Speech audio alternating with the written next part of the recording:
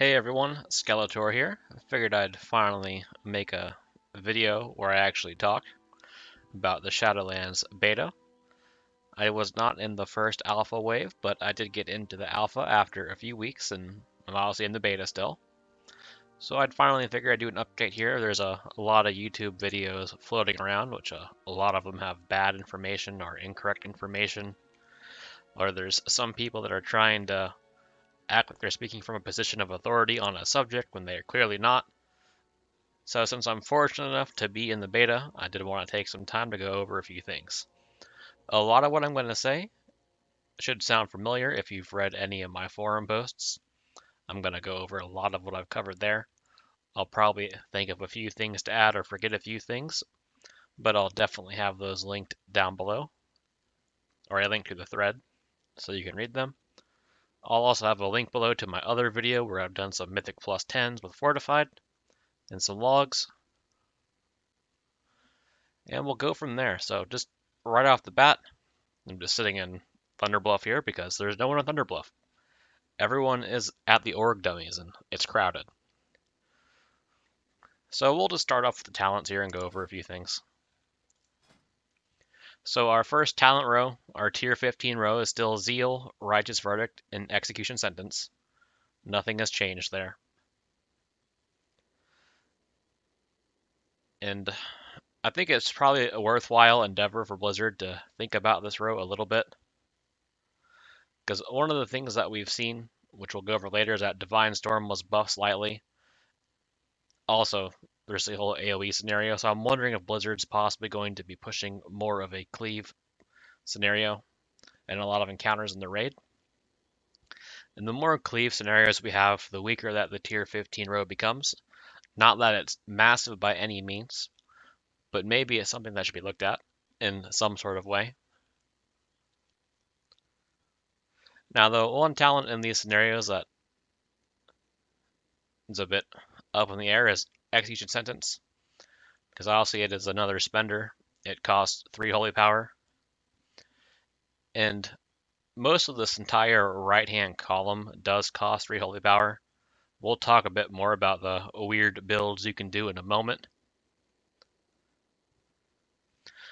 But with Execution Sentence costing 3 holy power, which we're aware of, you'll know about Inquisition, which is 1 to 3 holy power. And the newest addition on this row, or sorry, column, is Seraphim, which also costs 3 holy power. So right off the bat, you have to have 9 holy power to get rolling in your opener. So it definitely does take some time to get up and going. And it does not feel great. And Blizzard, they have already acknowledged this and said they're going to do something about it. We don't know what that is yet, though. We'll have to wait and see.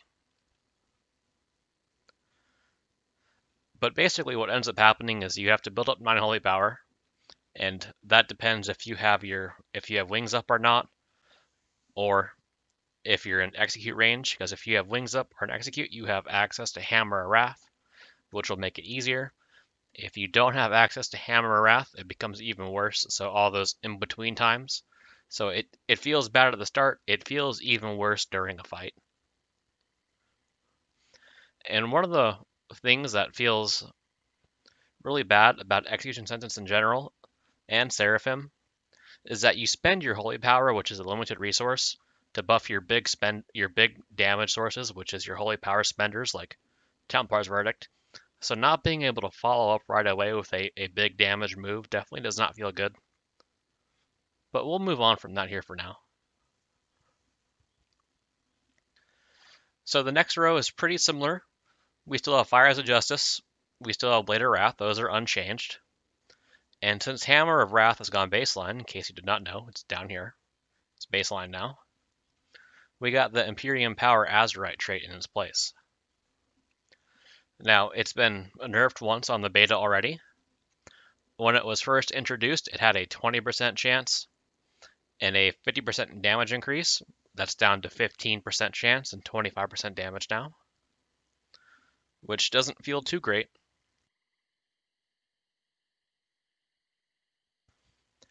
And the one thing you'll see the difference from live on live, Imperium Power can proc off any ability.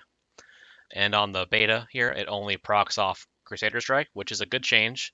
That part should definitely not change. On live, sometimes you'll get a double proc, and it feels really bad to waste that proc. But honestly, if it procs off Crusader Strike, you don't have to worry about wasting any procs at all, unless for some reason you double tap Crusader Strike, which why would you do that?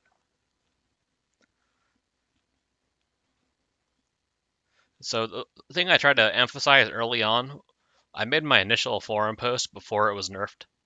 So I said if they are going to end up nerfing Empyrean Power, that they should only nerf the damage it provides, not the proc rate. And honestly, they've gone ahead and nerfed both of those, so it feels really bad.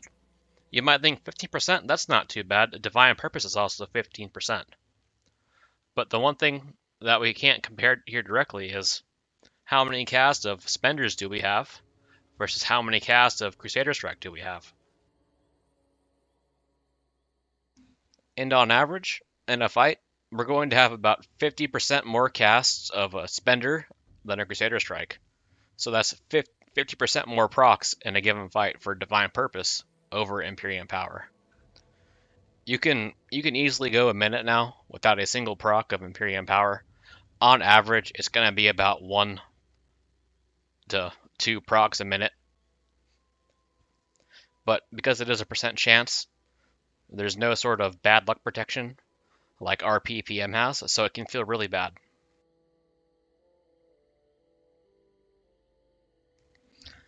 So I think one thing they should definitely do here to make it feel more in line, or to at least make it feel fun again, is to increase that proc chance back to 20%.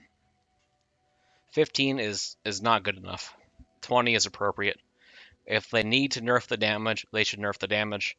But at this point in its nerf state, I'm willing to bet that Blade of Wrath is actually a stronger talent, at least in single target scenarios at this time.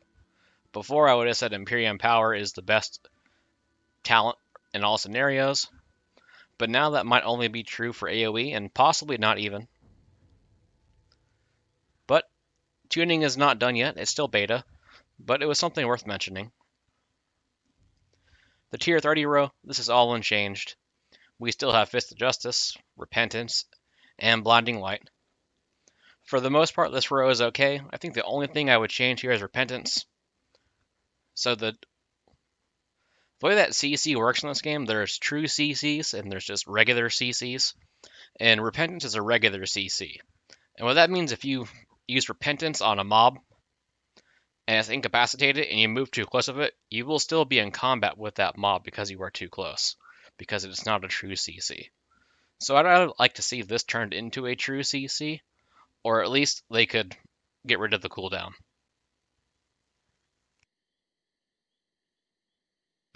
I know in PvP that might be a bit of an issue, so they could address that separately, but in a PvE scenario, I don't think the 15-second cooldown really does anything for us.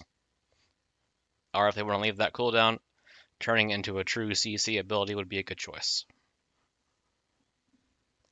So for tier 35, this row did get swapped. It was a lower row before, but this row is unchanged. Unbreakable Spirit is the same. Cavalier is the same. Eye for an Eye is the same. I still think Eye for an Eye is not super great overall. It is a very niche talent. More often than not, it's magical damage that's going to kill you and not physical damage. So I still think something should be done about this talent. Maybe it could be repurposed in some way to modify Shield of Vengeance. But we'll talk more about Shield of Vengeance later here as well. So tier 40. Tier 40 is entirely new because this entire row got axed. Before this row was Divine Judgment, which is gone, Consecration, which is now baseline, and Wake of Ashes, which is also now baseline. So we have Divine Purpose, which is unchanged. It's still a 15% chance and a 20% damage increase. We have Holy Avenger now, which is returning.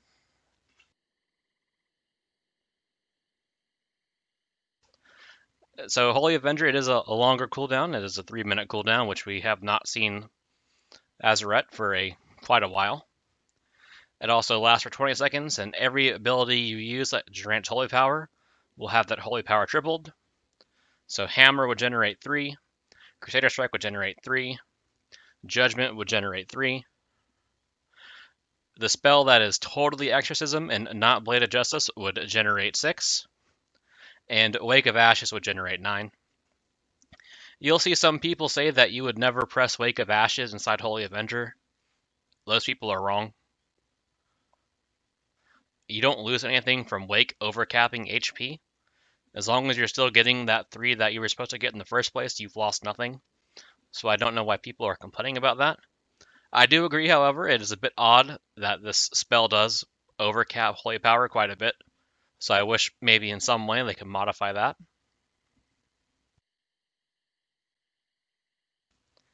The other big thing, because it is a 3-minute cooldown, it does not line up with our wings. So there's a lot of debate of whether it will be used in wings or used outside of wings or how we'll line those up. It's a little bit up in the air right now, especially with legendaries and tuning. Depending on how tuning goes, we could either see this being used in our wings or being used outside.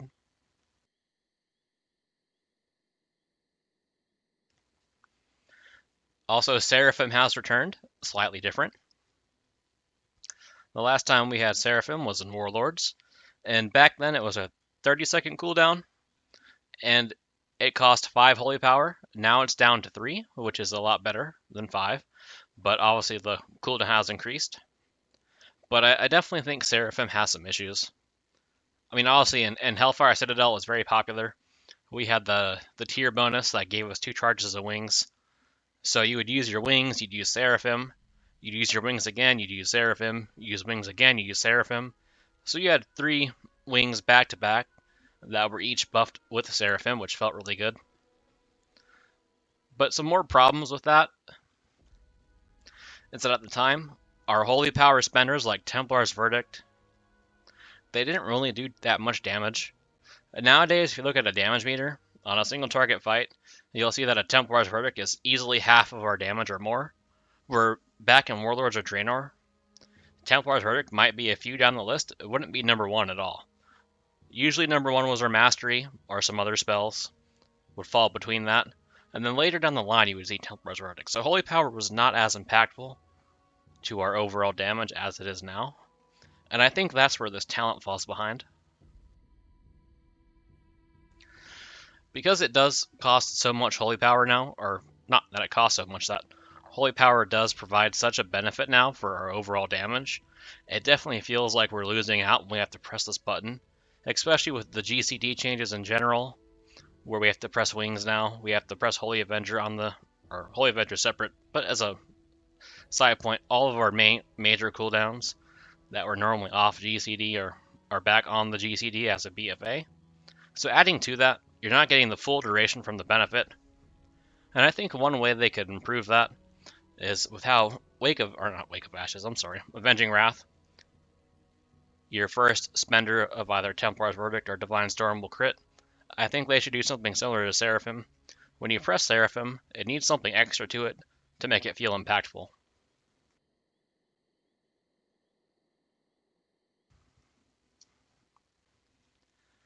And I mentioned earlier there's some issues with this right-hand column in general, and that's what I want to go over here. So of all the damaging rows that we have, which are Execution Sentence, Seraphim, Empyrean Power, which I forgot, and Inquisition, 3 of these cost Holy Power, which are Inquisition, Seraphim, and Execution Sentence. And the problem that exists in these rows is that we look at Inquisition, which I think is a fine spell. I don't think it has to be changed. The problem is that it competes with Crusade and Sanctified Wrath. In Crusade and Sanctified Wrath, they modify the rotation in a more meaningful way than Inquisition does. So Sanctified Wrath, it lasts 5 seconds longer, so you have more time to use your Hammer of Wrath. Crusade is a haste steroid, so it makes your rotation faster for the duration of Crusade. So you have to decide for yourself, depending what you want to do or depending what you sim, do you want to pick a talent that's fun, or do you want to pick a talent that does more damage? And then the same issue exists on the tier 40 row. We have Divine Purpose. Divine Purpose feels nice to fill in gaps in the rotation. it feels good to have our main abilities come off cooldown. Not really off cooldown, but be free, to be able to be used. Then we have Holy Avenger, which Holy Avenger is really fun because you press a builder, then a spender, and you alternate. You just go back and forth for 20 seconds, sort of like how it was in Warlords of Draenor. And then we have Seraphim, which all Seraphim does is give us a bunch of stats, and those stats don't really feel meaningful in any way.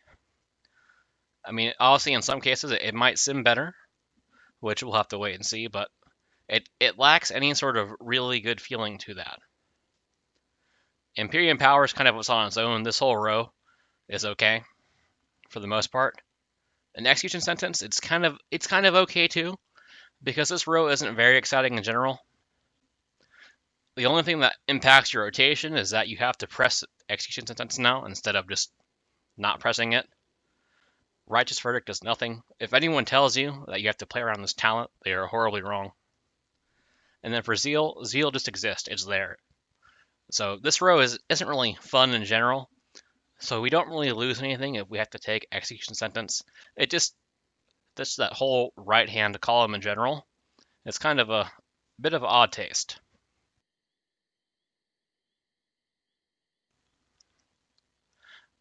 And in the next row, it's pretty similar, but one of the things that we also got baseline was Word of Glory.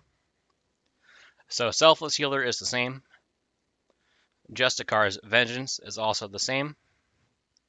And we also have Healing Hands now as well. So Healing Hands is what replaces Word of Glory. This talent is not very good, unfortunately. When you lay on hands an ally at less than 30% health, the cooldown of lay on hands is reduced by 50%. Which might seem like it could be a fun scenario, but there's a few issues with this talent. One is that how often when you use lay on hands are you actually using it on someone that's below 30% health? And even if you do, what are the odds that a healer has already healed that person above that threshold? So I feel like this talent, it could be very easily not have any benefit. And also in certain game modes like Arena, where you can't use lay on hands already, there's now effectively a really dead talent in this tree. One that will do nothing for you, because you can't use lay on hands.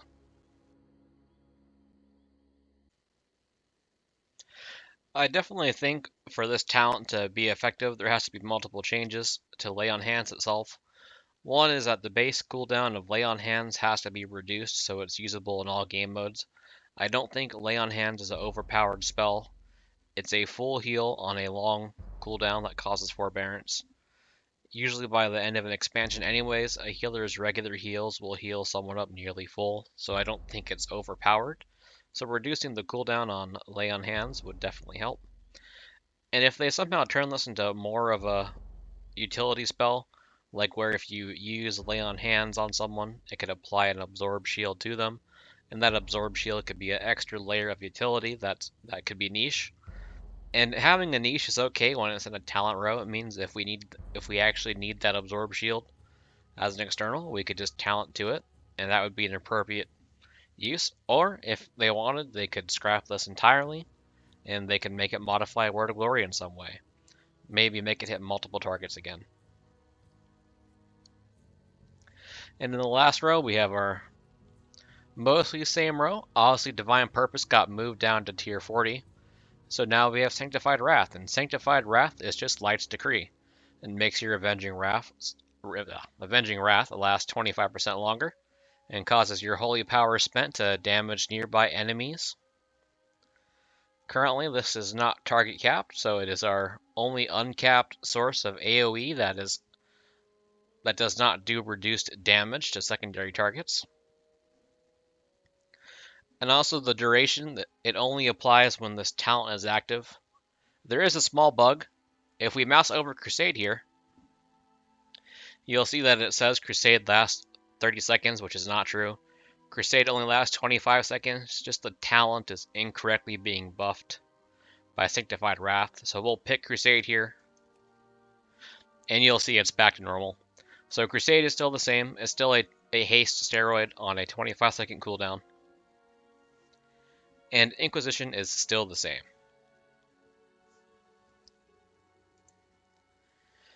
So overall for the talents, I think that's pretty alright. There's A couple points we went over that I think could definitely be improved upon or reiterated in some way, but a lot of the same. A couple nice additions for sure, but definitely a little bit of work that can be put in. So what I want to go over now is we can go over some of the abilities that were added to us or changed in some way. So let me open up the spell book here. The first thing we have is Shield of the Righteous. This is now available to all paladins. But as you know, in Ret, we don't use shields, so we can't actually use Shield of the Righteous normally. So to use Shield of the Righteous, we would have to put on a one-hander and a shield. And there's pretty much no reason ever that we'd want to do this in a competitive environment of some sort. The only real benefit this has is for clearing old raids. So if you want to pull an entire old raid or old dungeon, this is one of our forms of AoEs that's uncapped. But there's no practical purpose for this spell. And I don't think Blizzard will give us a practical purpose to use the spell. It's just going to exist in our spellbook, which I don't see why. The second is that we do have Consecration as a baseline. I don't think it's a very good choice. Lots of people consider Consecration to be an iconic spell for Ret, and that's not something I agree with at all. If we go back to vanilla, Consecration was a talent, and that talent was in the Holy Tree. And it was very mana intensive. You would almost never use Consecration. When I say almost never, it's pretty much never. You'd find someone who would try to use it, though, every once in a while. It was not viable. In Burning Crusade, it left the talent tree and became a baseline spell, but still, the mana requirement was incredibly intensive, and it was pretty much never used. Now, in Wrath of the Lich King, it actually got changed up a bit. It actually was usable. It still cost a lot of mana, but this is when we had a glyph for Consecration. It would increase the duration, so we would not have to cast Consecration as option, or as often, not option. But we also had effects like Replenishment, which restored mana, and we had Divine Plea, which we would use to restore mana. So we could pretty reliably use Consecration. We wouldn't press it off cooldown, but we would use it a lot. And then we went to Cataclysm, and Cataclysm, it was still baseline, and they increased the mana cost to 55% of your base mana, which meant it was unusable. You could not sacrifice over half of your mana to press Consecration. It was not a viable choice. And then we had Mists of Pandaria and Warlords of Draenor, and in those two expansions, it was actually prot only. It was a prot only talent, Ret couldn't even use it. So in Legion is when we've seen Consecration come back. It came back as a talent, and it was not a very popular talent. You would occasionally see someone use it, and even as well, if you simmed your character, there was a chance it could actually be the best simming option. But the issues that Consecration had are, one is you have to have uptime on Consecration. Two is that it did not generate holy power, so it did not feel good to press. And our rotation in Legion, depending on your legendaries and your setup, you were already pretty close to GCD capped, so you didn't really need to fill in any gaps. So it was not popular in Legion at all. In Battle for Azeroth, it was still a talent. They changed it, though, that it was a lot better in Battle for Azeroth. They made Consecration so it was not balanced around being up 100% of the time. And they also made it generate one holy power, so it actually had somewhat of an impact on the rotation, which was very nice.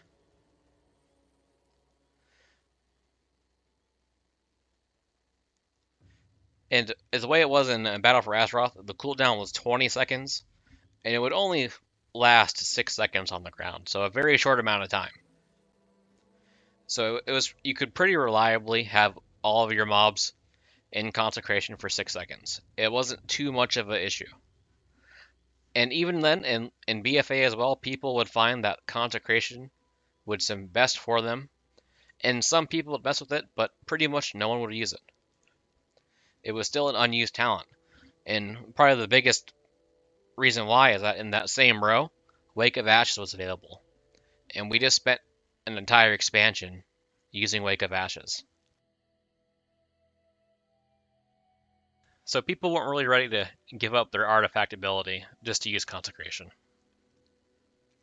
If you looked at any sort of raid logs in normal, heroic, or mythic, you actually wouldn't see any Consecration results or you wouldn't find any statistics for it.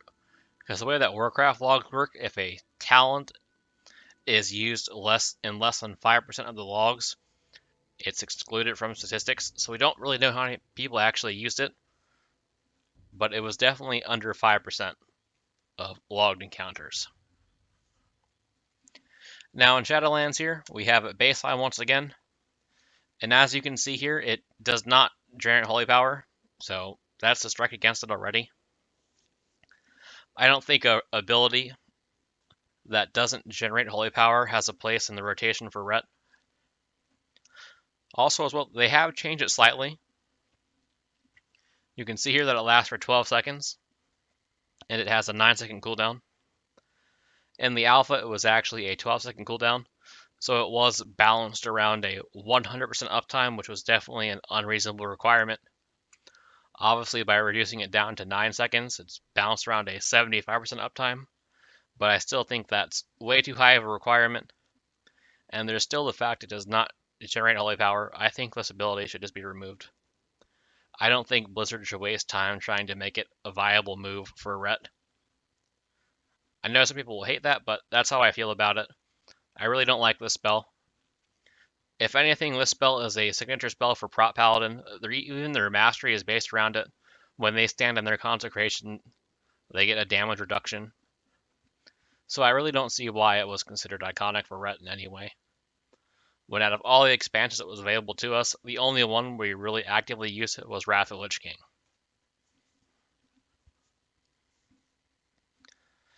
We'll move on though. So Word of Glory is now baseline. It no longer has a cooldown. It no longer has any charges on it. It still costs 3 holy power, but it is only a single target heal now, and it heals for slightly less than Flash of Light. We can see here in my current gear, it heals for 2600, and we can see that Flash of Light heals for 2700. So it's pretty much a Flash of Light that costs holy power. It's not incredibly strong by any means. It can definitely be a beneficial spell to have, and while questing and doing Torghast, I have found having that extra heal is nice. That's instant cast. But I definitely feel it is a bit bland and missing something. And I think in some sort of way, the community as a whole really hates this change. They enjoyed having Word of Glory being a powerful, impactful heal on multiple people, and seeing it as a very mediocre one target heal does not feel good.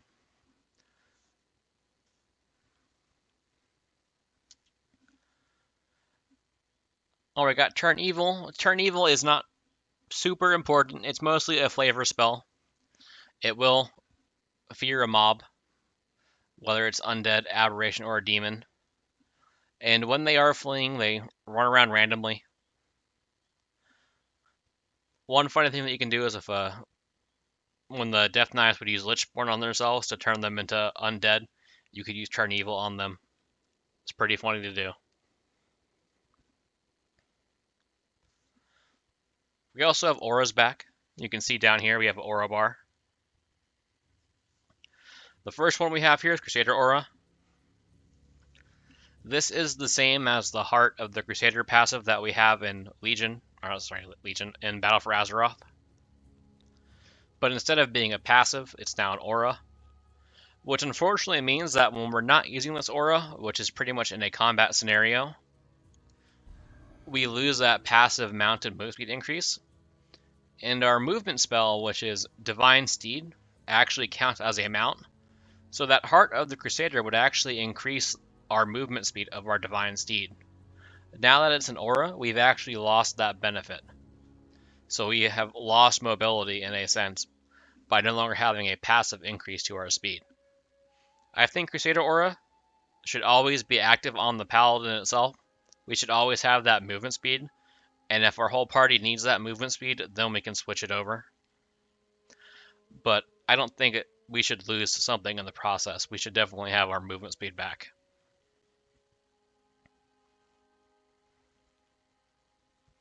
And we have Devotion Aura.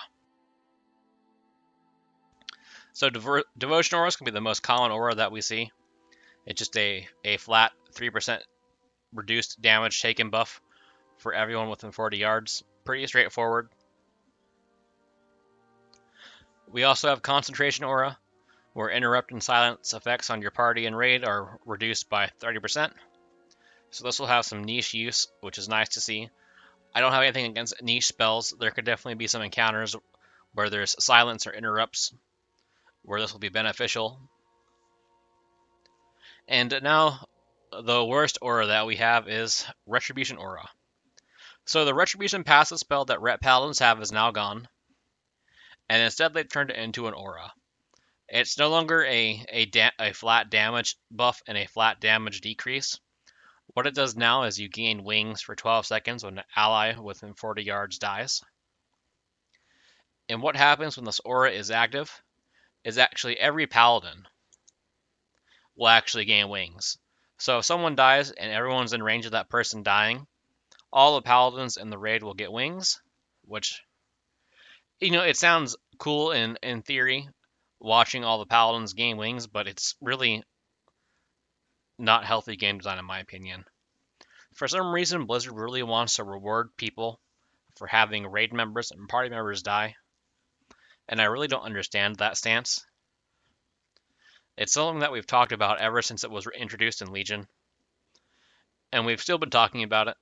I am firmly against having a DPS increase in any way because we watched an ally die, especially when we have a toolkit with things like Lay on Hands that we could use to save a life. So we have to think, do we want to save that person, or are we better off just letting them die instead to buff our own damage? Which I don't think you should really have to make that choice as a paladin, or make that choice in general, especially when you're in a competitive format such as Raid. So again, Retribution Aura, not my favorite.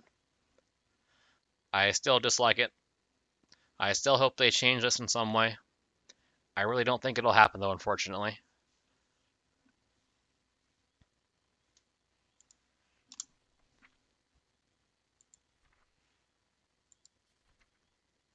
Well, I'm just checking for something here. Where'd it go?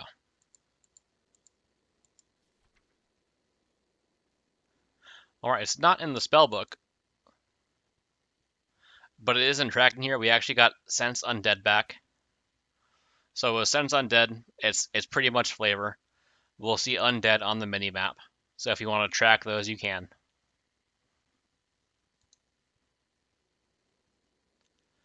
Alright, also the most welcome change to our baseline, one of the most welcome changes anyways, to our baseline kit is Hammer Wrath. Hammer Wrath is now baseline. It still generates holy power. We'll talk more about this later in the leveling section, but at max level, it works the same. You can still use it in wings or still use it on a target below 20%. Also, as well, they did buff the damage of Hammer Wrath. In BfA, Hammer Wrath was a 92% of your attack power. And in this alpha build, it's at 120% of your attack power. So it actually hits for a decent amount of damage. We can see here it actually hits harder than Judgment now. Judgment does just over 1,000. Hammer Wrath does 1,300. Even, it does more damage than Blade of Justice too. Blade of Justice does 1,200 damage or 1,300 damage, but it is physical damage, so armor will reduce it. Hammer Wrath is holy damage, so it won't be reduced by armor. So it's definitely a very hard-hitting spell. It doesn't hit quite as hard as a Templar's Verdict, but it does hit hard, which is nice, or harder. Two things that are missing from the spellbook are Blessing of Kings and Blessing of Wisdom. those have been removed. I personally have nothing against this. Blessing of Kings was entirely useless, and Blessing of Wisdom was just okay. I know some healers will probably hate hearing that or say it's not true, but Blessing of Wisdom was a relatively small impact to most encounters. Obviously, on extended encounters, it could have a higher benefit, but I don't think it is make or break. And we also are receiving some other tools in place of it, which I think are better overall. I mentioned earlier in our talents that Divine Judgment has been removed. So one of our new spells that we have back is Blessing of Sacrifice. Last time we had Blessing of Sacrifice was in Warlords of Draenor, so it's very nice to have it back. It's you place it on a party or raid member, it reduces their damage taken by 30%, but you suffered 75% of the damage that was prevented. It lasts for 12 seconds, or if you fall, or if the transfer damage would drop you below 20% HP. This spell is actually off the global cooldown, which is very nice. And I really hope they leave it that way. Some people are thinking it might be a mistake, but I hope not. It should definitely remain off the global cooldown. This is actually really great when you combine it with Shield of Vengeance. It makes a reliable way to actually use our Shield of Vengeance and absorb the full value. So this is a very welcome ability to have back. Our other baseline spell is Wake of Ashes. So Wake of Ashes is baseline now. And the one thing you'll see here right away that's most obvious is that it now only generates 3 holy power. You'll see people in Discord and on the forums, they're all crying that it no longer generates 5. But the one thing that they don't see is that the damage was actually considerably buffed. So in Battle for Azeroth, the damage it would do was 210% of attack power. And in in Shadowlands, it's now 315%. So it was a 105% buff on the damage. So a very, very substantial increase in damage. And the way that it works out on live, if you consider the 2 extra holy power as a source of damage, this is almost equivalent to a 5 holy power wake in terms of overall output. It falls in between that 4 to 5 holy power range, and you wouldn't always get 5 holy power from wake anyways on live. Sometimes you would overcap by 1. So this is effectively a neutral change. And as far as the rotation goes, it actually feels a lot better. It feels very good to be able to use Wake of Ashes when you're sitting on 2 holy power and not waste any, or have to wait for another builder to come off cooldown. It makes the rotation flow a lot better in my opinion. But at the same time, not everyone's going to recognize that the damage has been increased. So Blizzard should probably modify Wake of Ashes in some other way to show that it has a benefit to us and not that just 5 holy power was taken away.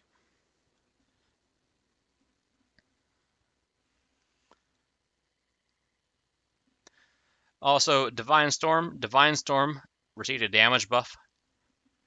So currently on live, let me double check again. Where'd it go? On live, Divine Storm is actually a 111.4% damage, or AP. And Shadowlands is now up to 134%. So it's definitely an increase to our AoE damage. But the one thing to remember here is that Blizzard, they are changing AoE in general in the game. Divine Storm is being capped up to 5 nearby enemies. So if you have 6 enemies nearby, only 5 of them will be hit.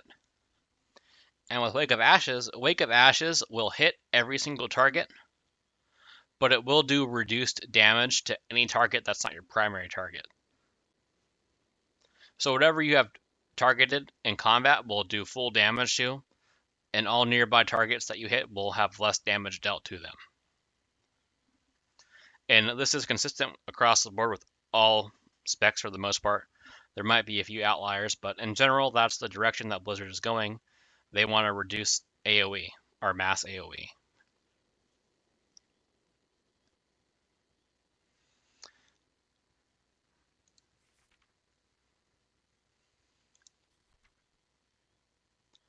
Alright, we have Art of War here. Art of War has been changed.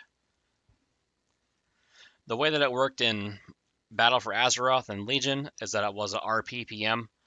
It was a 2 RPPM chance for your auto attacks to reset the cooldown of Blade of Justice.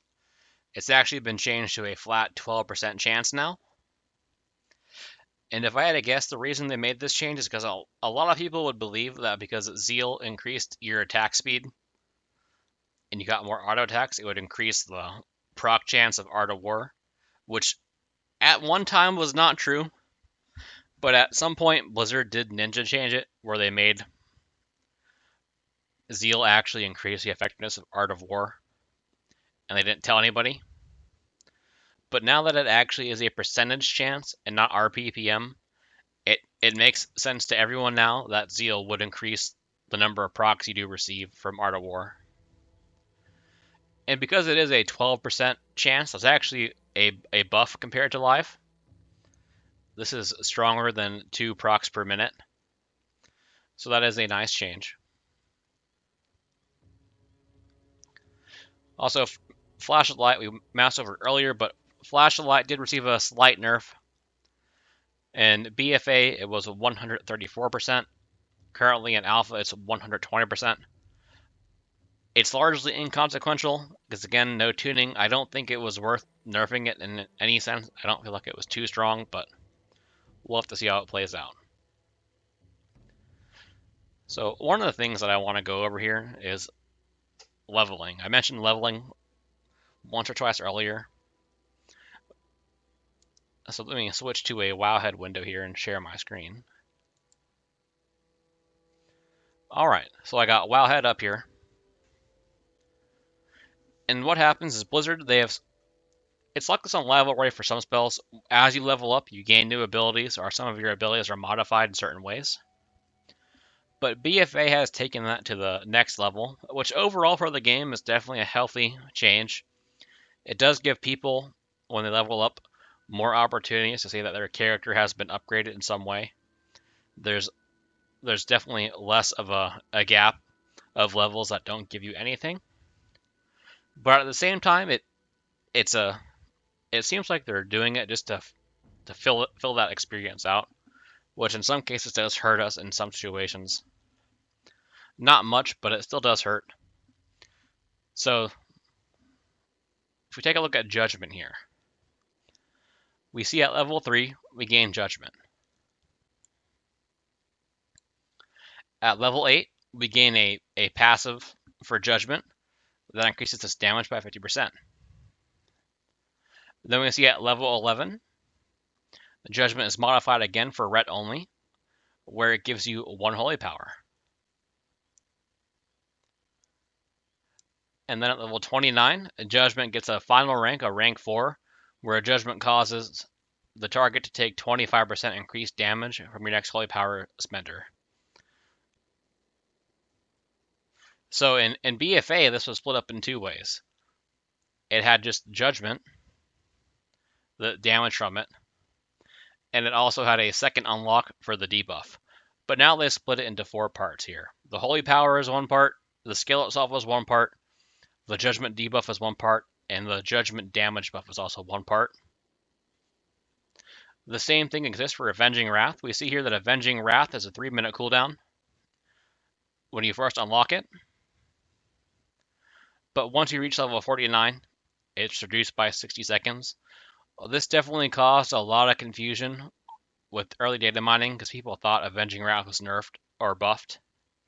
Because depending which change you saw first, you either saw that Wings was 3 minutes, or you saw that Wings reduced by 60 seconds, so you might have thought Wings was a 1-minute cooldown. So it definitely caused a lot of confusion. And the one thing that I really dislike about the system is how it will affect us in the pre-patch. We see here at level 43, we unlock Hammer of Wrath.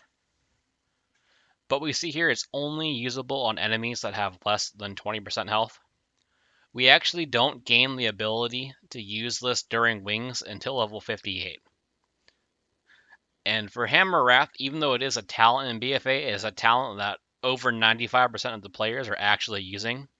So we are going to be losing functionality for at least a month of pre-patch and for that initial time that we are leveling. And it does not feel good to lose something just to gain it back later.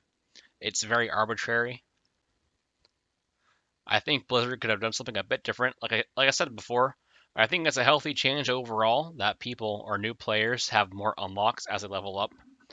But I think of rather than taking things that we already have and pushing them to a higher level bracket, they could have introduced something else.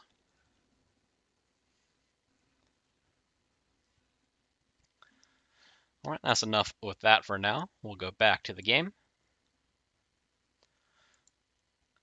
So there's a couple things that are still the same from Legion and BfA that I want to talk about that still do not feel good. First one being Shield of Vengeance. Again, it still has that backlash component. So it's really a pseudo-defensive. It's not like a true defensive ability because it also has a damage component to it. Windwalkers also have the same thing. They have Touch of Karma and Good Karma. For them, it's definitely a lot worse for them. It's a lot higher percentage of their damage overall, but it still is just what everyone would consider degenerate gameplay. When you look at a raid guide for Windwalker, or when I was updating mine, I didn't update my raid guide for the new raid, Nyalotha. But you can see, like in my previous ones for Eternal Palace and others, or if you look at the monk guide, they would tell you the best time to use Shield of Vengeance to gain the most amount of damage from it. And I think it's pretty ridiculous that we have an ability that should be saving our lives that we're only trying to game for maximum DPS benefit. And with Legion, oh sorry, I said Legion. With Shadowlands, they want to make the classes more unified. And I think the best way they can make it more unified is just to get rid of Shield of Vengeance and give us back Divine Protection, like Holy has. That would be a much better change. It's just a flat damage change, which in some cases it might provide less of a defensive benefit because it's not absorbing a massive hit. But on the other side, if we have a lot of incoming damage, it could potentially redirect more damage than Shield of Vengeance would have been able to handle. And it's also on a shorter cooldown. So I think that should definitely be considered. Alright, so the next thing that we're going to go over here, we'll talk about covenants. There are 4 covenants now. I'll have to do a few character swaps here, but the first covenant that we'll talk about is Venthyr. So for Venthyr, you have a class ability, which in this case is Ashen Hollow. It has a cast time on it. It's 1.3 seconds. It's a 4-minute cooldown. And you hollow the target area for 30 seconds. Every 1.8 seconds, or this is actually reduced by haste, so depending on how much haste you have, depends on how much damage goes out. An enemy in the area suffers shadow damage, and an ally in the area is also healed. And when you stand within Ashen Hollow, it lets you use Hammer or Wrath regardless of the number of, or the percentage of the target's health. And it's a massive circle. We can see here. Move over here. It is a very large circle, and it is not an AoE spell. You might think it's AoE because it's a ground effect and it's a giant circle, but it only damages one enemy at a time. So if I place it on the ground here, hits that enemy, hits that one, hits this one. So it picks a target at random, and it will damage them. So it's not AoE. And also because we're standing in it, we can use Hammer Wrath, as you can see here, so we could just throw off Hammer Wrath.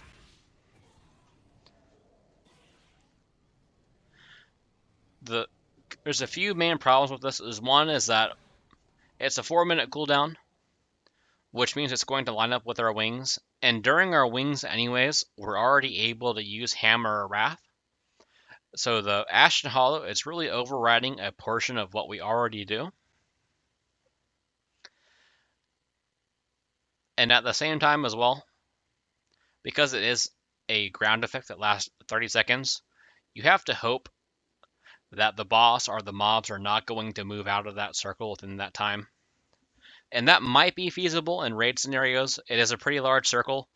It's possible the boss might not have to move that far and you could still be in it. But if you think of other scenarios like Mythic Plus, it's more of a problem there.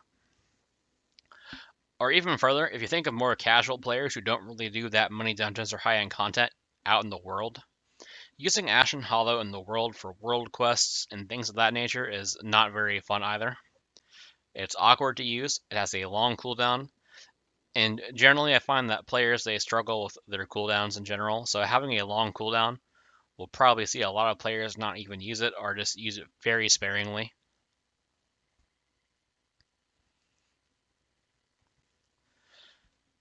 And also, compared to all the other covenants that are in the game, this is actually the only covenant ability that's meant to be used actively in combat. There's a few that are a set and forget type talents that people or covenants that other classes have, but for an ability that you're supposed to use in combat at a 4-minute cooldown, it is currently the longest cooldown in the game for a covenant ability.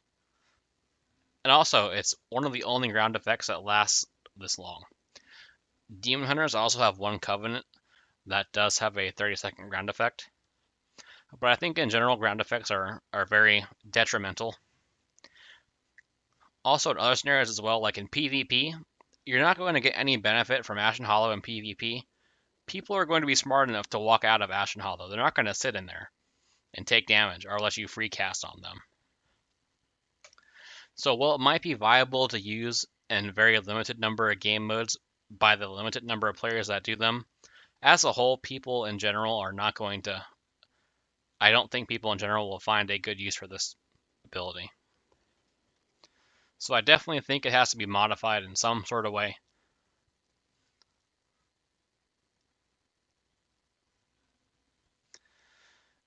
So one of the things I recommend is that maybe instead of just doing a ground effect, it could instead be some sort of like a shorter cooldown move. Definitely a 2-minute cooldown at the most. I don't think we should have a cooldown that's longer than 2 minutes. Just to fit the general theme of what Paladin already has.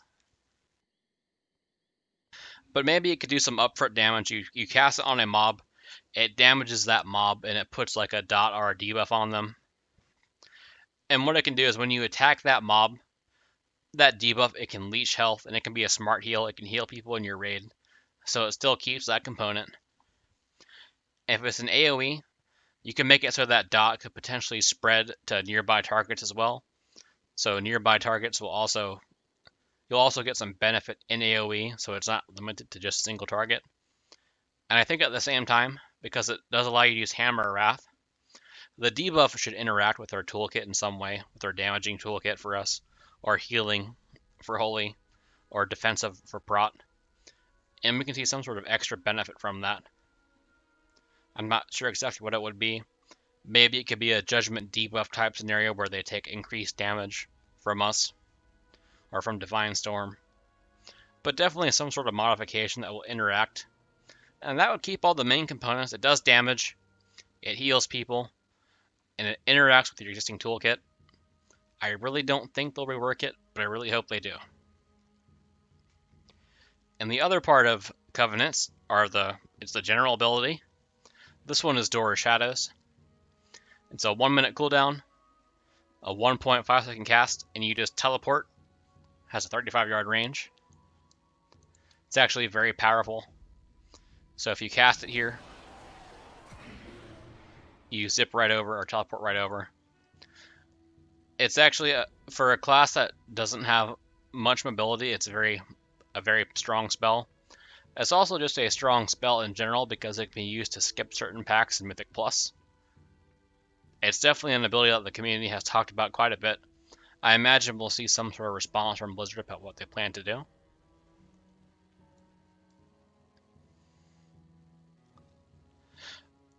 Also, again, it's still early, it's still beta, but Ian did mention that he wanted to know about outliers in terms of Covenant damage.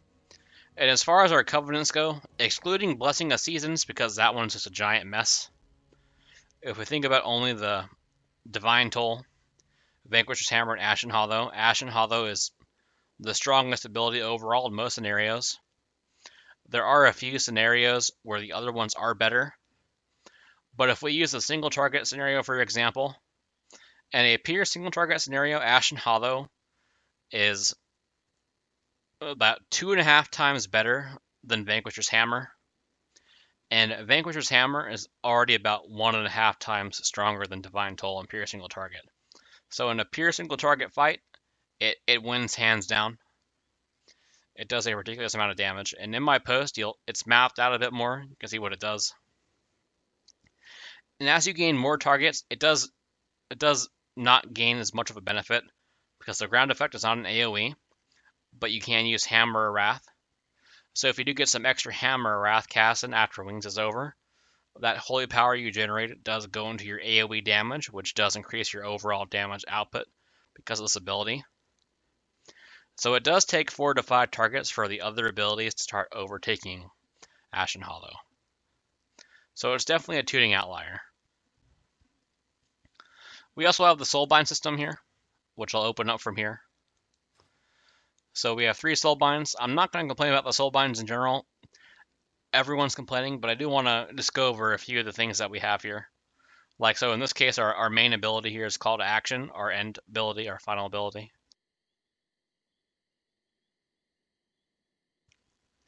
This one's actually pretty strong. It actually grants you 10% versatility, and also 4% versatility for up to 4 nearby allies. And it lasts for 30 seconds, so this is a very strong damage amp. So if we have General Draven as our Soulbind of choice, we're going to be using this during our wings for that 10% versatility. It's just too strong to pass up. It also has a neat ability called Move as One. It's where when a nearby ally gains temporary increased movement speed, you also gain the benefit up to 30%. So it definitely gives you more mobility. So if people nearby are using abilities that are move speed abilities, you'll gain some of that benefit, which is very nice. We also have Theotar here, but unfortunately his final ability is not implemented, so we're not sure what it's going to look like. And we also have Nadia here. She was one of the ones that was shown off here. So on this one, after you gain enough stacks, it causes everything you do to speed up by 20%. It lasts for 10 seconds. So it's sort of like a mini Ineffable Truth. But she also had this ability here. This is definitely a single target focused Soulbind. So in this case here, you mark the first enemy as your adversary, and you deal 4% more damage to him. So definitely more of a single target focus. So the Soulbinds definitely have different purposes that will swap around.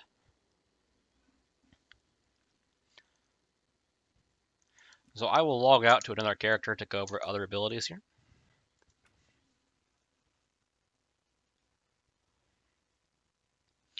And the game crashed, so let me relaunch it. That's a very fun part of the beta where you log out and the game actually just crashes instead.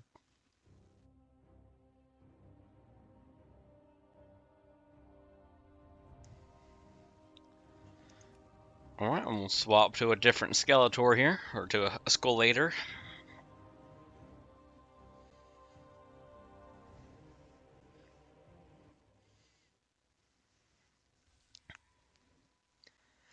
And here we have the Necrolord ability. So for the Necrolord class ability is Vanquisher's Hammer.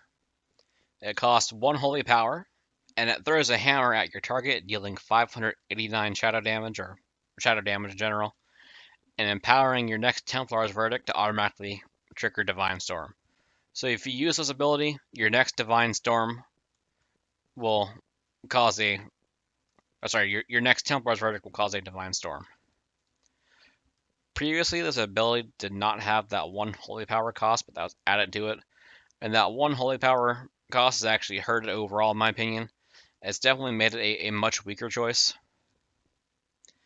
And funny enough, one of the new legendaries is the one that increases the damage of Divine Storm. So if you did have 5 targets nearby that you could actively hit, you would have more benefit not pressing your Vanquisher's Hammer and just spamming Divine Storm and AoE. So it would actually be a DPS loss to use this Covenant ability in the AoE scenario with that legendary. And even without the legendary, the damage you gain from pressing Vanquisher's Hammer over Divine Storm is negligible. It's literally less than 1%. I don't think it's acceptable for a Covenant ability, which is one of the signature features of the expansion, to potentially be a DPS downgrade or DPS neutral in any scenario. it should definitely always provide you a benefit. There's also a few weird bugs with it as well, which we'll talk about later.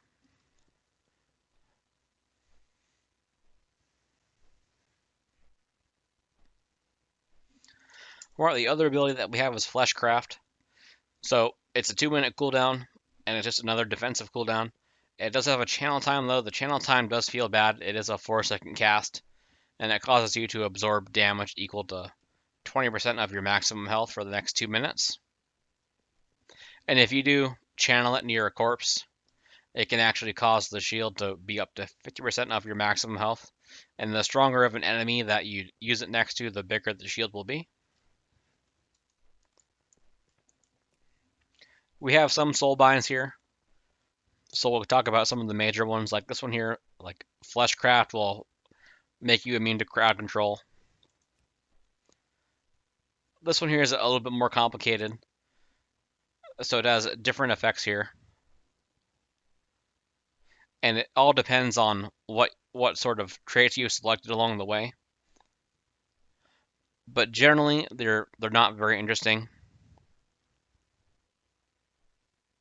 We'll talk more about these later once we have more information, because some of these things are not implemented yet either. So we'll come back to this. And also, final soulbind here again. This one here is when you die, your armor continues to fight, allowing you to fight for an additional 10 seconds. During this time, your damage and healing is reduced, so it's kind of like a martyrdom from Call of Duty, if you remember that. It's your final stand to do some damage. I don't think it's overly exciting, but it's something.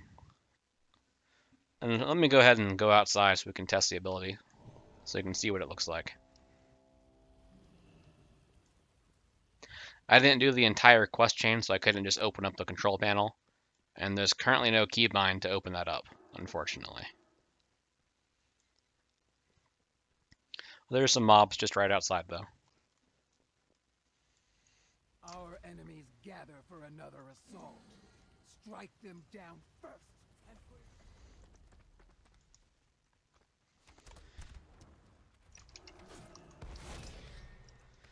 Alright, so we'll use Vanquisher's Hammer here. And now we have the buff, so if we use a Templar's Verdict, it also casts a Divine Storm. You see my Templar's Verdict was a bit different, because I do have a Legendary on, which we'll talk about later. So it just causes that free Divine Storm. Previously, when you used Divine Hammer, or sorry, not Divine Hammer, Vanquisher's Hammer, it had the same animation as Consecration, but it looks like they actually changed that now. It was a bit ghostly there, so we'll test it here again to see what it does, what it looks like. Yeah, so now you throw like a ghostly hammer, so it's definitely better. Before it was literally just the Judgment animation, which was very boring. So they changed that though, so that's good. We will log on to the next character here now. Oh, let me get inside.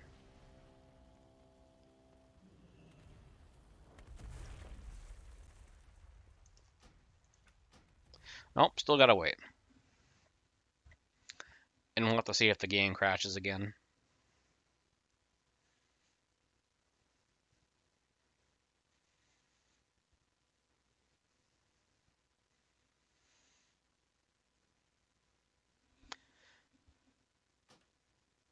Oh, did not crash. Go to our next character. This one is Night Fae, and Night Fae has Blessing of Seasons, which you've probably seen a lot of people talk about. You've probably seen a very, very small number of people enjoy it. A large number of people be very aggravated by this. Blizzard also said at one point they were going to rework the ability to, and their rework actually made it worse.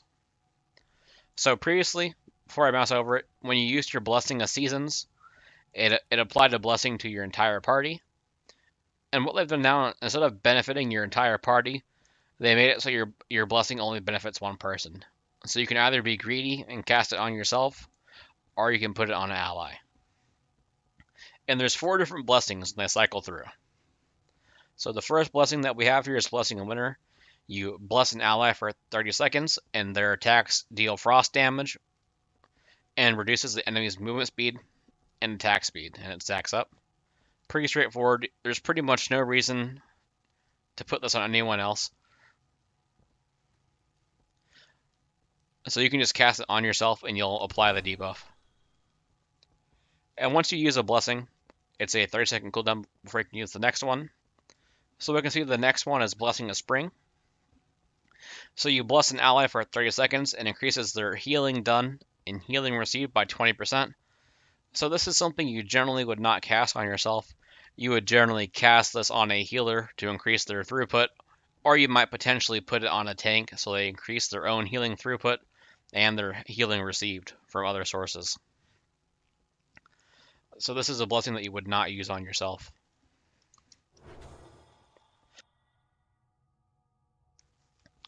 The next blessing we have is Blessing of Summer, as you bless an ally. It causes their attacks to have a high chance to deal holy damage. That holy damage is based off of spell power, so as long as the class uses spell power, or if they have an ability that modifies their spell power in someone like paladins have, which has a minor note, for paladins, it's 100% of your spell power, of your attack power is not your spell power. It's actually only 96% for some reason. For some reason, it's 4% lower, and that changed in Legion at some point. So Prot, for example, Prot also converts their attack power to spell power, but they do it at 101%. So I think maybe they could remember they made that change and just bump it back to 100. I don't think 4% is a huge deal, but I don't see why they took it away in the first place. So just make it an even round 100. So you put this on a target, and it will cause them their attacks to do additional holy damage.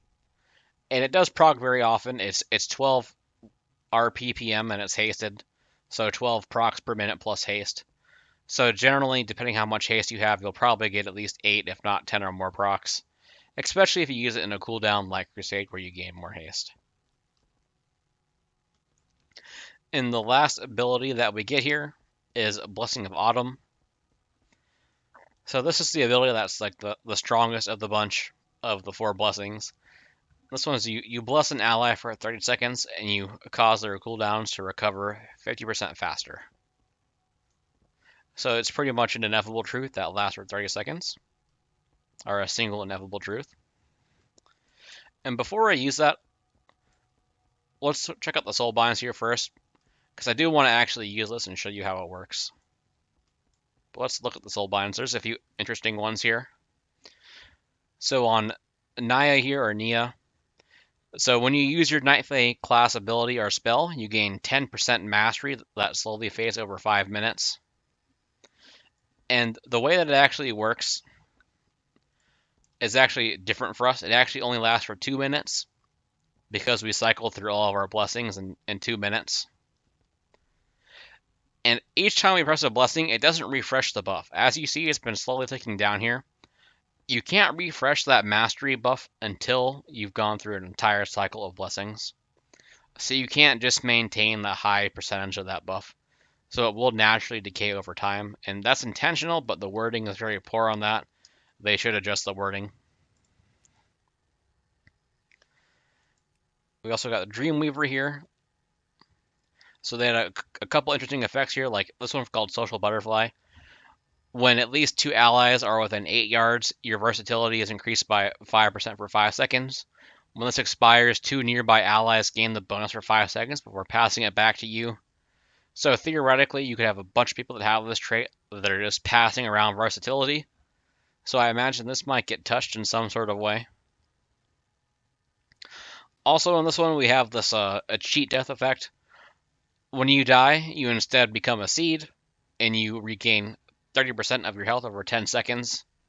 But if you take more than 10,000 damage during that time, you don't revive. So if you get killed and you can survive for 10 seconds, you can come back to life. And it does have a 30-minute cooldown. So it's sort of like a Shaman Ankh, but you have to actually not take any more damage. So again, a cheat death is a pretty strong ability. We'll have to see if they change this in any way. What was this one again? And this is another ability I have an issue with. So you see here, your healing and damage to targets below 35% health is increased by 3%, which is fine by itself. But we have this other part here, is when an ally dies, this benefit is increased by 500% for 30 seconds. This enhancement may only occur once every 5 minutes. And this is just another case of Blizzard rewarding a player for watching someone die. I still don't get why they love to have these on-death effects that cause you to do more damage. I don't think it's healthy gameplay in general. But we keep on seeing things like this. For Paladins, we've always had Retribution proc. In Shadowlands, now it's the Retribution aura. And they gave it to everyone. In BfA, if you remember the Loyal to the End Azurite trait, which actually people stacked and abused, which caused Blizzard to nerf it. And then once again here, we're seeing it again available to everyone in terms of the Soulbind. Also, the ability here, the Covenant wide ability is Soul Shape. You turn into a Vulpin, which increases your movement speed by 30%. It lasts for 12 seconds, or if you're in a rest area, it will last forever. And if you press that button again, you'll actually teleport 10 yards forward. And what happens is when you leave, you actually become hidden. For the first 2 seconds, you actually have Shadow Meld like Night Elves have. So this is another ability that people will plan to use to skip mobs. So it's definitely something that might be investigated by Blizzard. And as long as you don't, and if you don't move, as long as you don't move, you stay hidden. But you do have that 2-second window where if you do move, you are still hidden. And let me hearth back to the Ring of Fates here, and I'll show you how Summer works.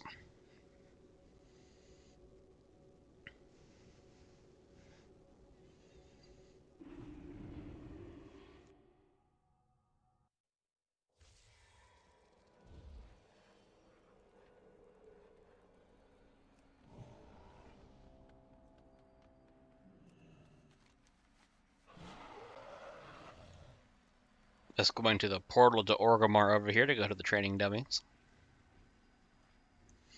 I know this video is very long, so if you're still watching and haven't noticed yet, I will have timestamps in the description, so you can just jump around section to section.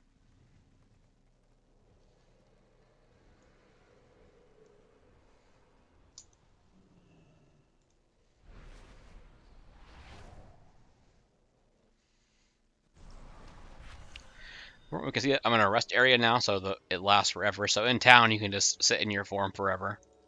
And you can keep on teleporting as well. Definitely neat. Not super useful that you can have it in town forever, but people will definitely enjoy the flavor. But we'll mount back up here.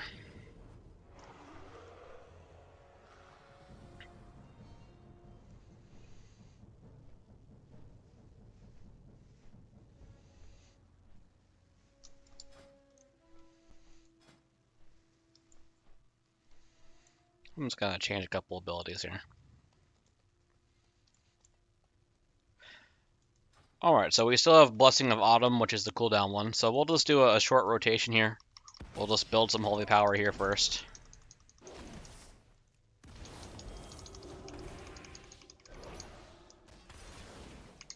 And we'll use our Autumn here now.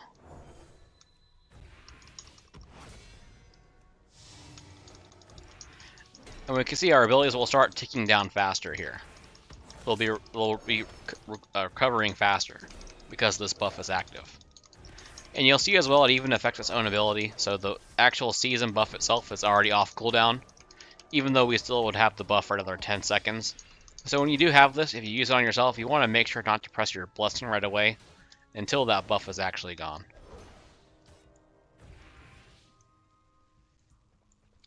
So that is one thing to watch out for.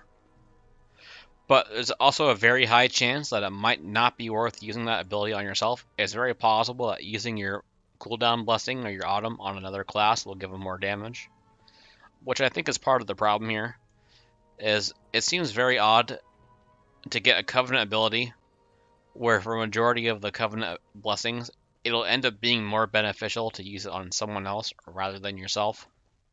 So even though you are providing a benefit to your group, you're not getting a benefit yourself out of the ability.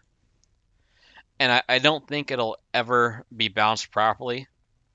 I don't think just giving, like if you use it on someone else, I don't think if Blizzard made it to where you got a part of that benefit or some sort of benefit, that it would never be balanced properly. It would either be mandatory or it would never be used. There would be no middle ground. So I think it definitely needs an actual rework in some sort of way.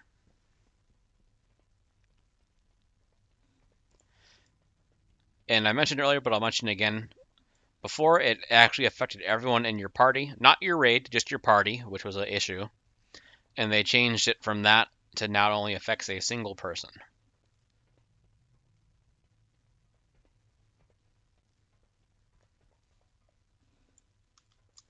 I'm going to log back over to my main Skeletor here.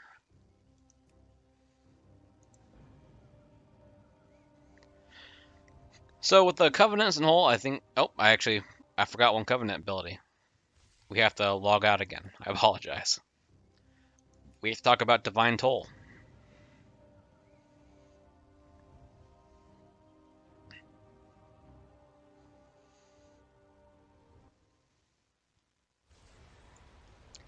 Alright, so here we are. We have Divine Toll. Divine Toll is a 1-minute cooldown. It has a 30-yard range. And you instantly cast Holy Shock, Avengers Shield, or Judgment. For us, it's Judgment on up to 5 targets within 30 yards. So in a single target scenario, it's just an extra Judgment. It will apply the Judgment debuff, and it will generate 1 Holy Power. If you use this and hit 2 targets, you'll get 2 Holy Power, and there'll be two Judgment debuffs out. And if you hit up all 5, you'll get 5 Holy Power, and you'll also have 5 Judgment debuffs out, which you can use Divine Storm to consume them all. The problem with this ability is that it does overall very low damage. In a single target scenario, it's incredibly weak. It's less than half as powerful as the Necrolord hammer, which isn't entirely strong by itself. So it's very lackluster in terms of damage. So there definitely needs to be some sort of component added to it. And this ability, it becomes competitive in AoE at 4 targets. Once you have 4 targets, it does now overtake Vanquisher's Hammer. But that only happened because they made Vanquisher's Hammer cost Holy Power. If they never made Vanquisher's Hammer cost Holy Power, then this ability would never have been worth it in any scenario, which is kind of depressing. So it does have a spot now, but unless the content you do is frequently like multiple targets 4+, then this is actually a poor choice in Covenant overall. So like if you want to raid, you don't do much Mythic Plus, or you just do it very casually for your weekly, it's not going to be a very strong Covenant. Or if you're a PvPer, again, it's not super strong. It definitely lacks in some areas.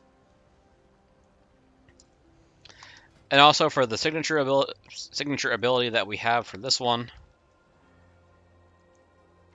it's this Summon Steward. It's a 5-minute cooldown. You call your little owl buddy to come and give you a potion. The potion can be consumed to cure poison, disease, and bleed and curse effects. I'll just summon them here. I mean, it's kind of... I don't really understand it, so we have the potion here. It is on the same cooldown as other potions. But also, if we talk to him, he has different services that we can do, like vendor stuff at some point. And on the Soulbind, some of the Soulbinds will modify him in some way. So we'll look at a few of the Soulbinds here. So this one has a Divine Toll modifier where it increases your mastery by 5% for 20 seconds. And occasionally expels Sorrowful Memories, where if you walk on those Sorrowful Memories, it'll actually extend the duration of that mastery buff. It's not really super exciting. Yeah, and most of these traits here in this tree are not very interesting in general. Like the top one here is a little bit better. It's when you using a spell or ability increases your versatility by 1% for 10 seconds. Using another spell or ability increases this by 1% when it's not a repeat of the previous ability, stacking up to 5 times. So pretty much just a 5% versatility buff. And we can see here they have some other steward related things, like reducing the cooldown of that potion when you kill an enemy and stuff like that. One of the common themes you'll see when you look at trees, like some trees you look at, they're all damage, like across all 3 covenants, and then some trees, like the Bastion here, they're not really damage focused, they're more healing and utility focused. So like this one here, we can see the end trait is you gain these stacks of Valiant Strikes, and at 40 stacks, you heal all nearby allies for 5% of their maximum health over 10 seconds. So like a very healing focused soulbind there. And then we have this one here, which is more of the tank one, which also has a couple weird abilities.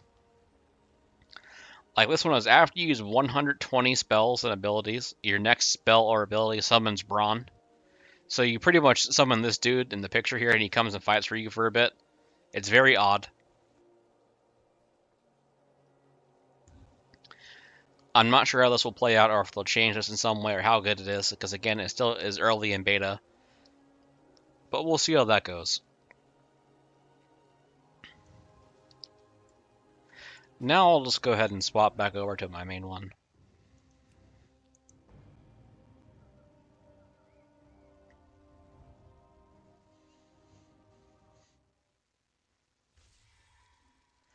And one of the problems that I have in general with the Covenants is the way they work.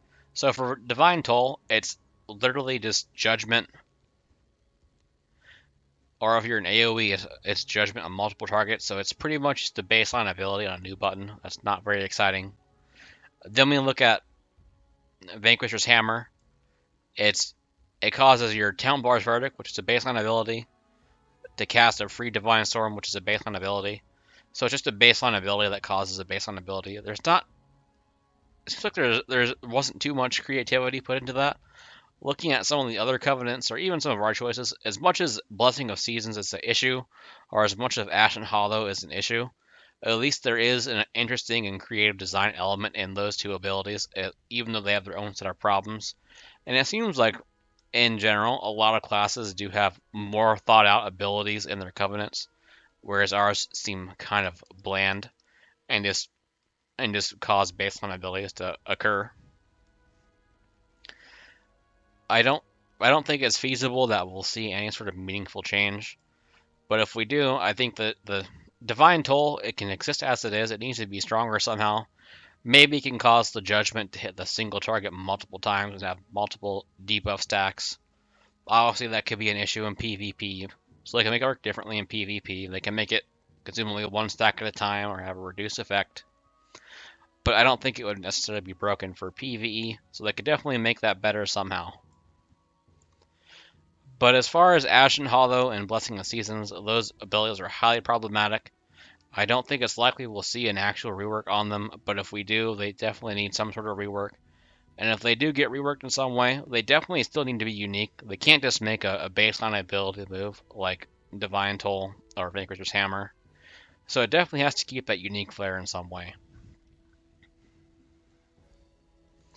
But again, we'll have to see how the tuning turns out. Who knows what it'll end up being like. So the last thing, not last thing, but one of the last things we'll talk about here are legendaries. I have them all in my bags here. So we have 8 different legendaries that we have access to as Ret. And the way that legendaries work now is that you actually craft them. So you don't just get them as a random drop. The effect of the legendary is actually a drop from a different source, and you can craft it on different pieces. So certain legendary effects can be used on multiple pieces of gear.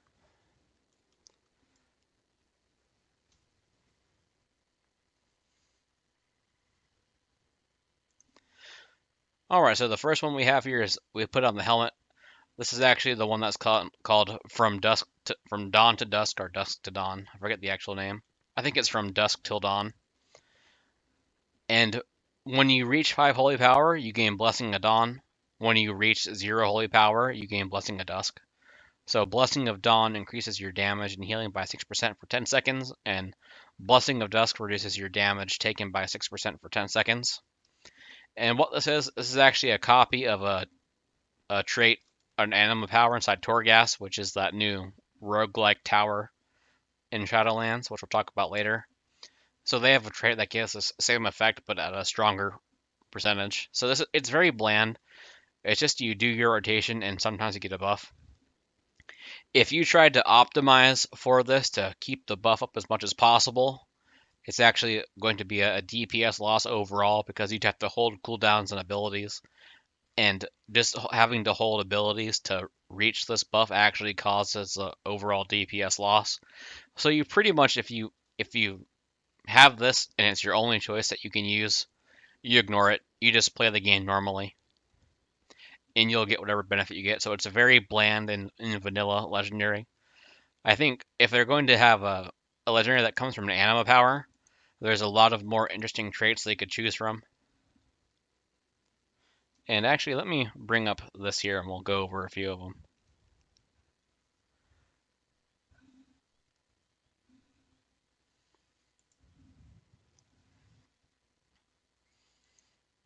There we go. I have my Chrome window back up here. So if we scroll up here, where was it?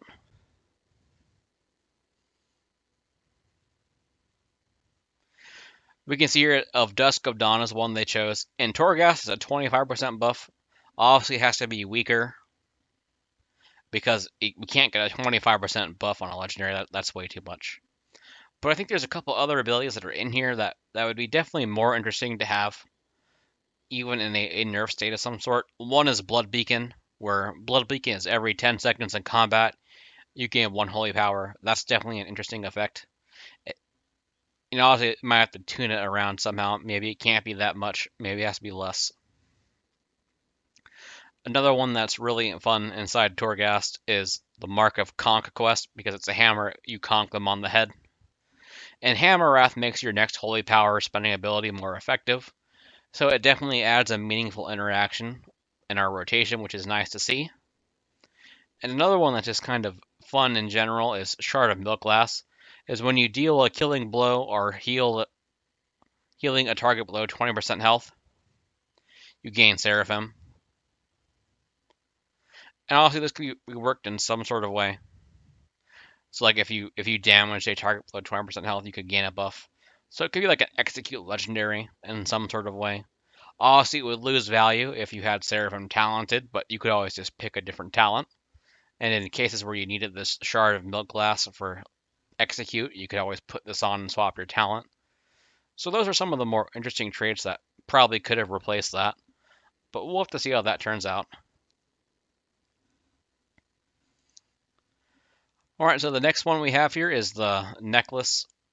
This one is Judgment has a 50% chance to reduce the cost of your next holy power spender by 1. And what's the name of this one again? This was called I forgot the name of it. It's like the Arbiter. It's called the Arbiter's Judgment. There we go. And this was our tier set bonus for Paladin in tier 21. It was our 4-piece bonus, where just Judgment reduced the cost. So this is a re-imaging of a tier set. It's not super exciting, but it's something. I don't have much to say about it.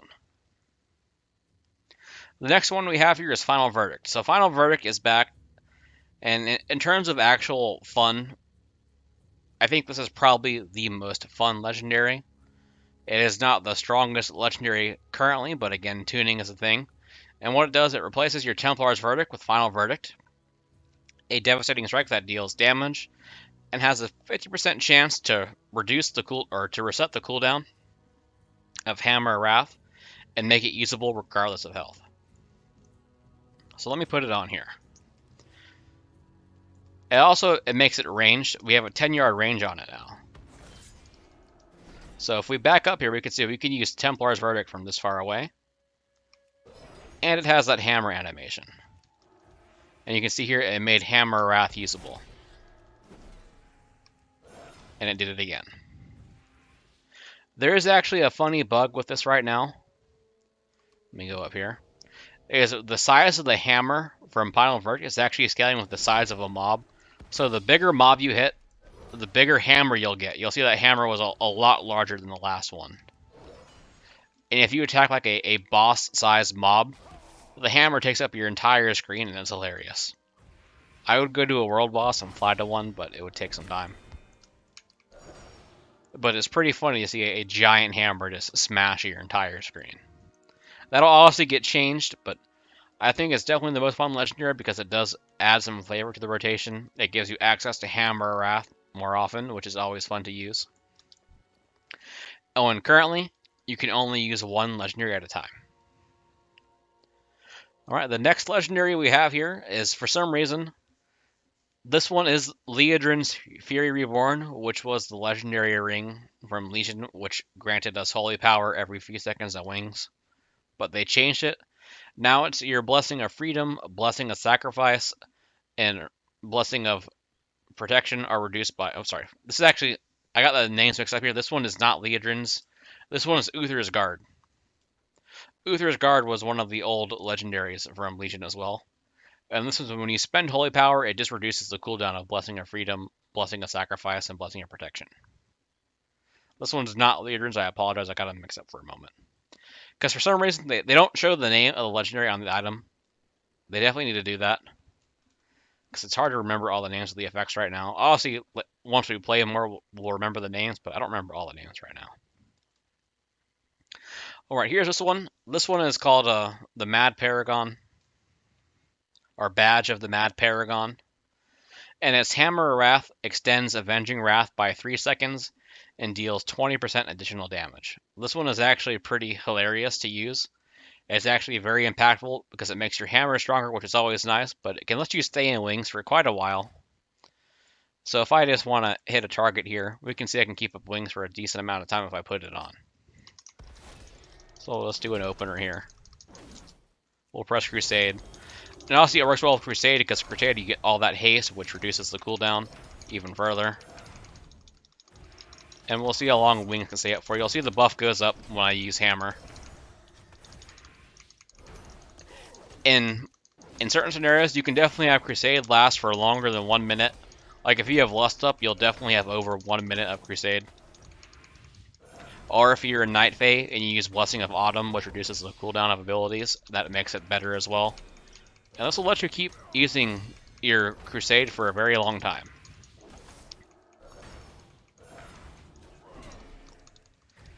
We'll just see how long it lasts here, then we'll check. It'll fall off in a little bit.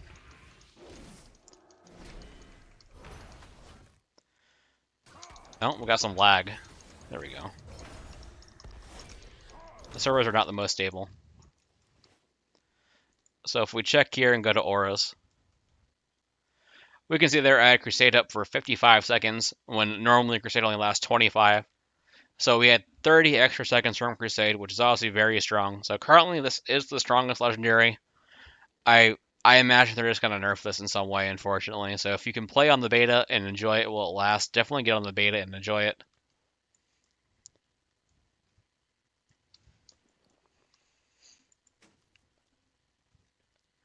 Alright, now we have the Divine Storm Legendary, which is the old Divine Tempest trait from our Ashbringer, which would cause your Divine Storm to launch forward 20 yards and also increases the damage by 20%.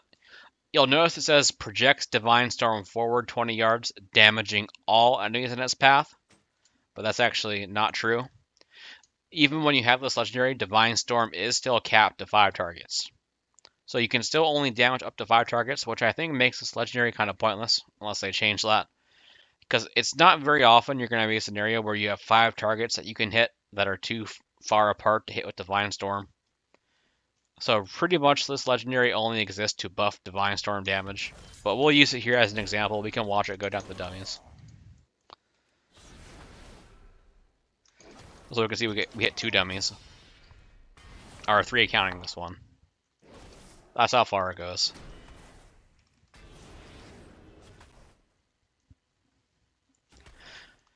So I think that's unfortunate. The target cap has definitely made that a bit worse.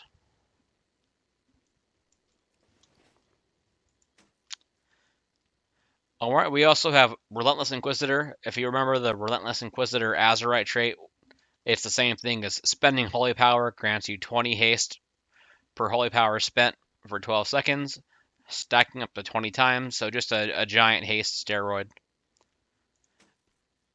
So it's not really exciting, but it's definitely just an effect brought back from Azerite. And the last one we have here, this one is actually Liadrin's, so I apologize for that earlier.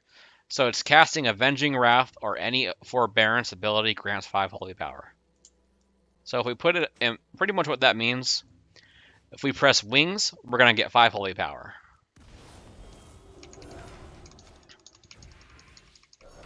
If we press Divine Shield, we get 5 Holy Power. If we use Lay on Hands on another target, we get 5 Holy Power.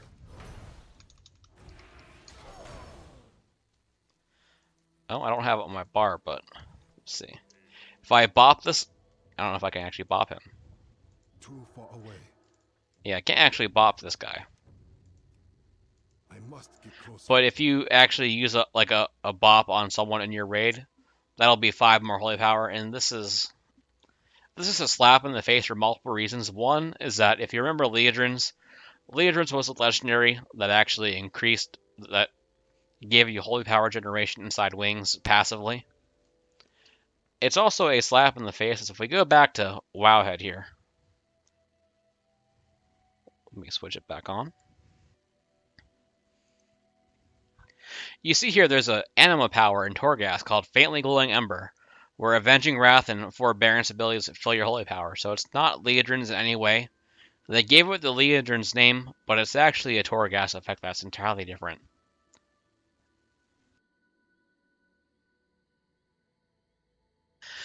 And the thing about it is, it once again encourages us. Like, we already have Shield of Vengeance, which we use our defensive ability to deal damage. Now we're going to blow all of our utility to deal damage, and it's not very healthy for the game, in my opinion. I think this should be reverted to how Leodrins actually worked in Legion. And if you're wondering how strong it is, it depends on how long the fight lasts.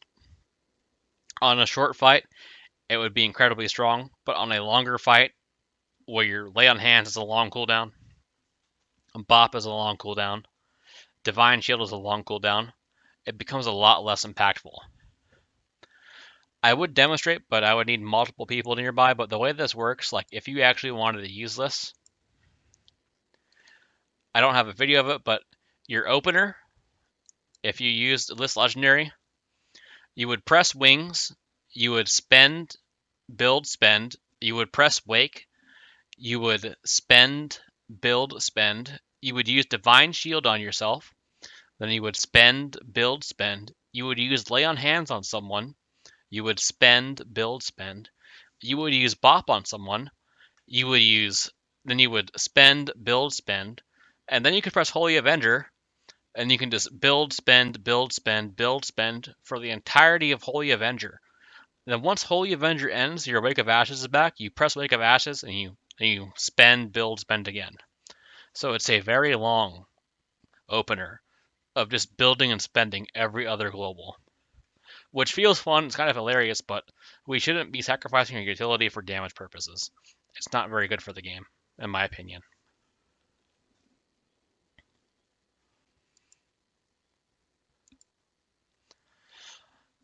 And what screen am I showing still? Okay, we're on here still. So I'll see Torghast. Torghast is the new tower roguelike feature. There's currently no limit on how much you can run Torghast. The rewards that we'll get, we'll have to see later. But it's kind of like a fun little thing you can do. Sort of similar to Mage Tower. And you can get different anima powers inside them. If you go to Wowhead, you can see the list of abilities that you can get. Like ones that buff your Holy Power spenders. Badge of the Mad Paragon, which also is a legendary now as well. So that extends your wings. The Blessing of Dusk and Dawn, which is legendary as well. The Blood Beacon, which increases your holy power in combat. And there's just a lot of these, like a Golden Plume is pretty funny, where your Avenging Wrath is increased by 100% VFX. So you have 20% damage, or 40% damage and 40% crit. And these all stack, so if you get multiple of these traits, they stack up. So Torghast can get pretty nutty. Paladin can definitely do a very high number of damage in Torghast. The only problem I have in Torghast is on early levels as a Paladin, it's very rough. Not in the base floor. If you start off floor 1 is a face roll. Floor 7, you can skip floors. Floor 7 is also very easy. Floor 13 is pretty easy. But then once you start getting to like floor 19, or if you skip it right away, it definitely takes a long time to build up damage. And other classes will have a easier time skipping to forests that are higher. For example, tanks, because they can just heal themselves so much. Demon Hunters also have an easier time because of their self-healing in general is a bit better than ours in a scenario like Torghast. But it's definitely doable. And once you build up the powers, you do become, I would say, stronger than those other characters, but you actually have to reach that point first, whereas they can go in and have an easier time acquiring abilities and not be super impacted if they get bad powers early on. Where if we get bad powers early on, you'll probably just end up resetting the run because it's too boring. A couple other Torghast complaints I have is that when you're in Torghast with more than one person, the scaling is very odd right now. I hope they address the scaling, because like on solo, I can go to Torghast, I can jump to floor 19, I can start from floor 19. But in a two-person party, if I jump to floor 7 with one other person, the mobs start doing a considerable amount of damage already, and it's very dangerous. It's actually harder than doing a floor 19 as a solo person, in my opinion, in some cases. But overall, I think Torghast is definitely fun. I think Blizzard has to avoid making it required to be run every single week because those runs can take some time. I'm not going to talk about Torghast too much. Definitely just read my post because this video is going to be long enough as it is. I talk more about Torghast there. So overall, I know I've mainly been complaining here, which I usually do. But I will say that the baseline version of Paladin going into Shadowlands is much better than BfA. In BfA, if you remember Uldir was a horrible tier. It felt horrible to play. We didn't have Imperium Power. We didn't have Light's Decree. Those came later. And now going into Shadowlands, we can have Imperium Power if we choose it. If we want Light's Decree, we can have that. So we can have a baseline spec that in bad gear actually feels good to play, which is very great. There's just some design choices that are very bad. So I think Consecration is a bad design choice in my opinion. I know some will disagree. Blessings are a problem. If you remember back in Legion, we actually had Greater Blessing of Might, which was sort of similar to the Night Fae problem. Blessing of Might was such an issue that Blizzard actually removed it from the game and buffed our damage to compensate. And I don't know, and if they made that mistake one time already, I don't understand why they're making it again with the Night Fae Blessing of the Seasons. It's the same exact scenario where you're not sure how much benefit you as a player are actually getting from choosing a covenant. Because obviously things like Blessing of Winter and Blessing of Summer, which deal damage, you could always have those numbers applied to the Paladin on their damage meter. But how do you quantify an effect easily to a player where they increase someone else's healing, or if they make their cooldowns recover faster? You just can't do that very easily. So it's going to be a very hard sell, in my opinion. But overall, with some of the things we've also gotten, like Blessing of Sacrifice is very welcome to have. Some of the legendaries are very fun, like Final Verdict is great to see again. It's something that everyone has missed for a while. I definitely hope at some point they increase the legendary cap to 2. The synergy between the Final Verdict legendary, which will reset the cooldown on Hammer Wrath occasionally, and Hammer Wrath extends wings, could definitely have some fun gameplay there. I honestly expect these to get tuned or nerfed, or whatever word you want to use, down to be a bit more appropriate. But it's definitely an enjoyable experience on the BTR using them. Some of the legendaries are kind of bland, which we talked about. Hopefully they change. But again, overall, I think we're in a much better space. But I think there's just some core design issues that need to be addressed. So if you do have any questions, definitely ask, either on the video or reach out in Discord. Below, I'll have my forum post link, or the feedback thread in general. You can read all my posts in there. I'll have a video link for the dungeon run I did of a couple of Mythic Plus towns in the beta. Also some logs from them, because people like logs. And I know my channel is a very low production value. This is all done in one take, besides the one jump you've seen earlier. But I would like to have a higher production value, but video editing is not something I'm very good at. And if I wanted to make videos, I'd want to do it a certain way. I would need some sort of graphics or motion design person to help me. And I don't mean for free, I need to pay someone. So if you know someone that does motion graphics and things like DaVinci Resolve or Adobe Premiere, definitely let me know. Or if you're someone that does those things, let me know and let me see some of your work. Because I definitely want to look towards hiring someone to make some assets for me that I could use to make these videos a bit higher quality and actually put some effort into editing them, rather than just do these single take monologues of doom. But thank you for watching. I hope you enjoyed. I'll have timestamps down below and hope you all have a great day.